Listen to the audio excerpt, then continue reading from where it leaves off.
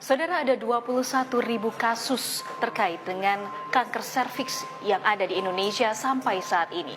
Sementara itu dari catatan kami, sampai tahun 2014 tercatat ada 92.000 kasus kanker yang menyebabkan kematian, di mana 10% diantaranya ini meninggal dunia akibat kanker serviks. Usia muda ini juga bisa mengidap kanker serviks antara usia 21 sampai 22 tahun. Indonesia sendiri saat ini berada di peringkat kedua yang mengidap kanker serviks terbanyak di dunia. Sementara itu, saudara, WHO menyatakan bahwa kanker serviks di Indonesia sendiri ini kurang deteksi dini, sehingga tak salah jika Indonesia saat ini berada di peringkat kedua yang menderita kanker serviks terbanyak di dunia. Kita akan tanyakan informasi lengkapnya kepada ahlinya.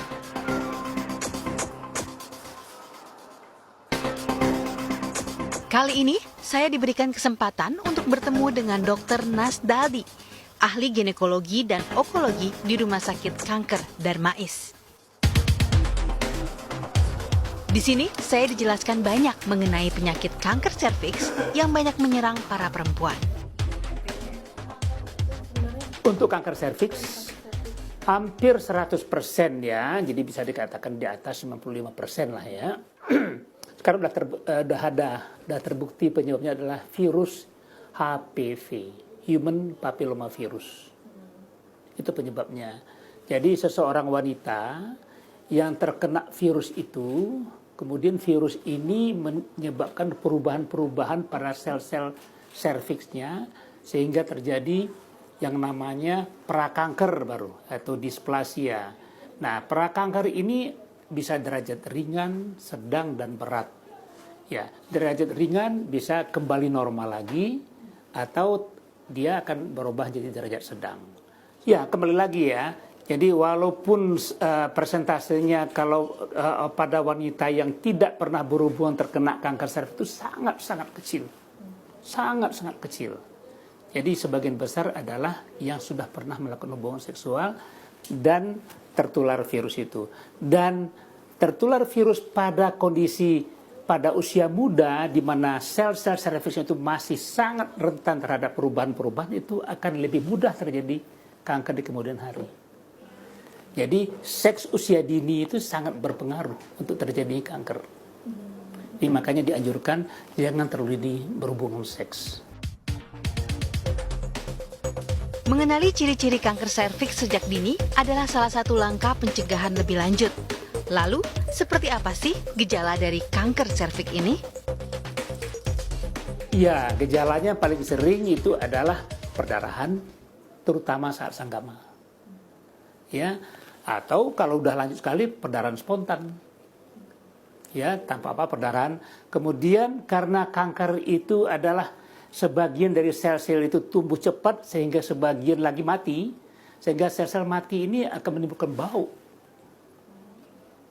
Bau seperti bau busuk. Ya. Kemudian tentu sel-sel mati yang berbau ini juga merangsang timbulnya keputihan yang berbau. Jadi kalau seandainya sudah ada keputihan berbau dengan riwayat ada perdarahan saat berhubungan sanggama, ya itu umumnya sudah terlambat. Setelah mengetahui gejalanya, penanganan kanker serviks pun penting untuk diketahui. Bagaimana penanganannya? Apakah mereka nanti jika misalnya diberikan vaksin bisa langsung hilang begitu saja atau seperti apa penanganannya? Jadi vaksin itu adalah pencegahan terhadap infeksi HPV. Jadi bukan orang yang sudah kena kanker divaksin baik, tidak. Sama juga vaksinasi pada untuk BCG untuk TBC, vaksinasi untuk polio supaya anak itu tidak terkena polio, bukan berarti orang sudah kanker dikasih vaksin nggak ada gunanya. Jadi vaksinasi itu diberikan untuk mencegah apabila seorang wanita itu berhubungan seksual dari pasangan yang membawa virus, ya dia bisa daya tahannya kuat untuk melawan virus itu biar dia tidak terinfeksi. Vaksinasi itu gunanya kan untuk meningkatkan daya tahan terhadap virus tertentu. Oke, untuk penanganannya sendiri bagaimana dok? Untuk yang udah stadium lanjut gitu? Nah itu, jadi penanganan kanker tuh pada umumnya ya, kanker kita sebut kanker solid pada umumnya adalah pembedahan. Ya, yang apapun lah kanker itu kanker yang padat gitu ya, kecuali kalau kanker darah. Kanker darah itu kan penanganannya utamanya kemoterapi. Sedangkan kanker yang padat ya, payudara, usus, serviks, rahim atau ovarim, pembedahan dulu. Nah, kapan pembedahan dilakukan untuk serviks? Ada kaidah-kaidahnya. Umumnya pembedahan dilakukan pada stadium yang lebih awal. Kenapa? Kita yakin dengan pembedahan itu bersih. Nah, tak ada salahnya jika kita sebagai perempuan melakukan pencegahan dini kanker serviks. Pertama, luangkan waktu untuk melakukan pemeriksaan ke dokter spesialis.